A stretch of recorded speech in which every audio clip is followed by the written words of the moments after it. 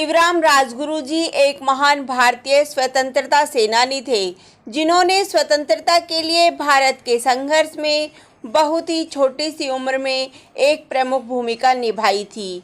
ये उन महान क्रांतिकारियों में से एक है जिन्होंने देश की स्वतंत्रता के लिए अपने प्राणों को न्यौछावर कर दिया। उन्होंने हमेशा देश को अंग्रेजों से स्वतंत्र कराने के बारे में ही सोचा। कैसे उन्होंने अपने प्राणों की आहुति दी एवं उनके आजीवन के बारे में हम आज यहाँ बताएंगे। इनका जन्म महाराष्ट्र के एक साधारण से मराठी ब्राह्मण परिवार में हुआ था।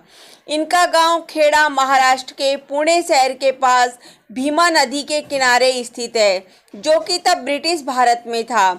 ये कुल 5 भाई बहन थे। जब वे केवल 6 वर्ष के थे तब उनके पिता का स्वर्गवास हो गया। तब उनके पिता की जगह उनके बड़े भाई ने ले ली और घर को उन्होंने संभाला। राजगुरु जी अपने परिवार के सबसे छोटे सदस्य थे।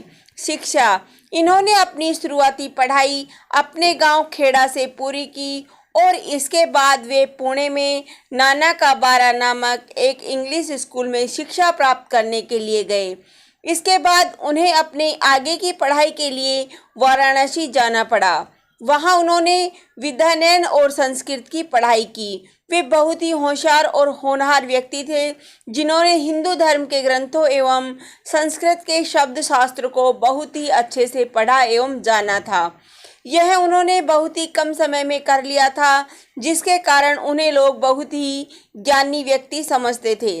क्रांतिकारी के रूप में राजगुरु जी ने अपने बचपन से ब्रिटिश सरकार द्वारा किए जा रहे क्रूर अत्याचारों को देखा था, जिससे उनके अंदर बचपन से ही अंग्रेजों के प्रति नफरत पैदा हो गई थी। इसके चलते उन्होंने कम उम्र में ही भारत के स्वतंत्रता संग्राम के लिए क्रांतिकारियों के साथ हाथ मिलाने का फैसला कर लिया था। उस समय वे वाराणसी में अपनी पढ़ाई में लगे हुए थे। भारत स्वतंत्रता आंदोलन के दिनों में Hindustan socialist Republican army HSRA ब्रिटिशों के खिलाफ काम करने वाला एक सक्रिय दल था। उनका मुख्य उद्देश्य ब्रिटिशों को डराकर उन पर वार करना था और इसके साथ ही यह लोगों में जागरूकता भी फैलाता था। सन 1924 में वे इस संगठन में कई क्रांतिकारी सम्मिलित थे, जिसमें रामप्रसाद बिस्मिल, चंद्रशेखर आजाद, भगत सिंह, सुखदेव का नाम मुख्य रूप से शामिल था। वे सभी मिलकर ब्रिटिशों के खिलाफ आंदोलन चलाने में कार्य में जुट गए थे। यहीं से इनकी पहचान एक क्रांतिकारी के रूप में होने लगी थी।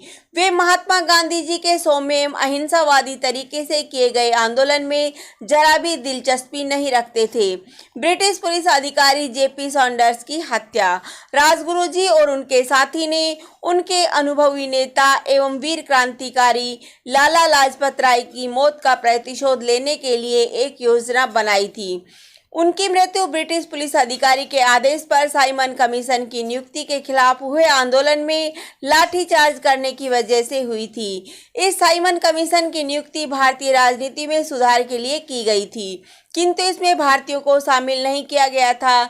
इसके खिलाफ राष्ट्रवादी नेताओं द्वारा आंदोलन शुरू कर दिया गया। इस आंदोलन को खत्म करने के लिए ब्रिटिश पुलिस ने लोगों पर लाठीचार्ज करना शुरू कर दिया, जिसके चलते लाला लाजपत राय जी की मृत्यु हो। यही वजह थी जिसके कारण राजगुरु जी ने अपने साथियों के साथ मिलकर अपने इन महान नेता की मौत का प्रतिशोध लेना चाहा और उन्होंने पुलिस अधिकारी जेम्स स्कॉट की हत्या करने की पूरी साजिश रची। राजगुरु एक बहुत तेज शूटर थे। राजगुरु और भगत सिंह को लाहौर के जिला पुलिस मुख्यालय के गेट के पास स्कॉट को गोली मारने के लिए चुना गया, किंतु एक साथी क्रांतिकारी ने गलत पुलिस अधिकारी की पहचान कर ली, जिससे स्कॉट की जगह असिस्टेंट कमिश्नर सॉन्डर्स को गोली मार दी गई। दरअसल हुआ ये कि राजगुरु एवं उनके साथियों ने स्कॉट को देखा ही नहीं था। उनके एक साथी जयगोपाल ने उसे देखा था। उसे स्कॉट को पहचानने के लिए वहां नियुक्त किया गया था, किंतु गलत इशारा देने पर राजगुरु समझ नहीं पाए और उन्होंने स्कॉट के स्थान पर JP सॉन्डर्स को गोली मार दी। इसके चलते अंग्रेज उन्हें इस हत्या के आरोप में पकड़ने के लिए उनके पीछे पड़ गए। राजगुरु भी उनसे बचने के लिए वाराणसी चले गए। कुछ समय वहां रहने के बाद वे 30 सितंबर 1929 को नागपुर से पुणे के लिए रवाना हुए। उसी दौरान अंग्रेजों ने उन्हें पकड़कर अपनी गिरफ्त में ले लिया। दूसरी ओर उनके साथी भगत सिंह एवं सुखदेव को भी गिरफ्तार कर लिया गया, क्योंकि वे भी इस साजिश में बराबर के हिस्सेदार थे। सजाए मौत। पकड़े जाने के बाद राजगुरु और उनके साथी भगत सिंह एवं सुखदेव जी को सन 1931 में फांसी की सजा सुनाई गई और 23 मार्च 1931 को लाहौर के केंद्रीय कारागार में हमारे देश के 3 महान क्रांतिकारियों को सूली पर चढ़ा दिया गया, जिन्हें आज भी याद करना हमारे लिए गर्व की बात है। इन तीनों की क्रांतिकारियों की उम्र उस समय काफी कम थी। राजगुरु जी सिर्फ 22 वर्ष के। अंग्रेज सरकार ने मृत्यु के पश्चात इनके शरीर को उनके परिवारजनों को भी नहीं दिया और स्वयं पंजाब के फिरोजपुर जिले के सतलज नदी के तट पर हुसैनीवाला में उनका अंतिम संस्कार कर दिया। किताब एवं फिल्म। एक लेखक अनिल वर्मा, जो कि एक न्यायाधीश भी थे, उन्होंने राजगुरु के द्वारा किए गए कार्य, उनके देश के लिए दिए गए योगदान एवं उनके जीवन पर एक किताब भी लिखी है। उस किताब का नाम राजगुरु दी इनविंसिबल रिवॉल्यूशनरी था। इसे भारत सरकार के प्रकाशन विभाग द्वारा 24 अगस्त सन 2008 को उनकी जन्मतिथि वाले दिन प्रकाशित किया गया था।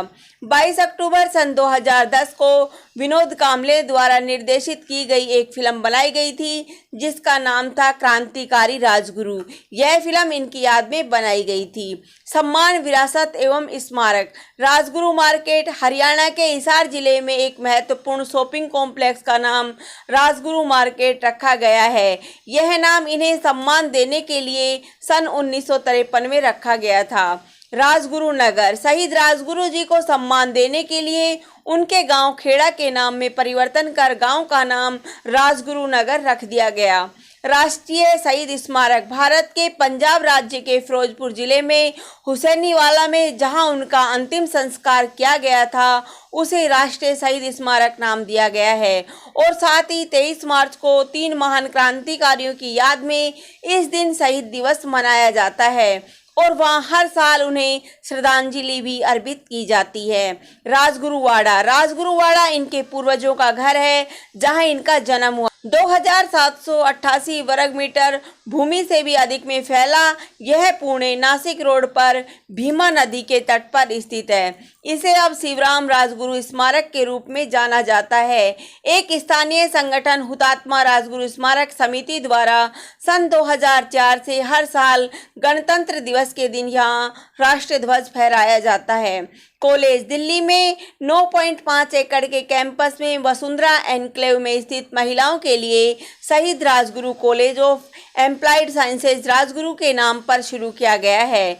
इसे सन 1989 में दिल्ली यूनिवर्सिटी के एक कॉलेज के रूप में स्थापित किया गया था।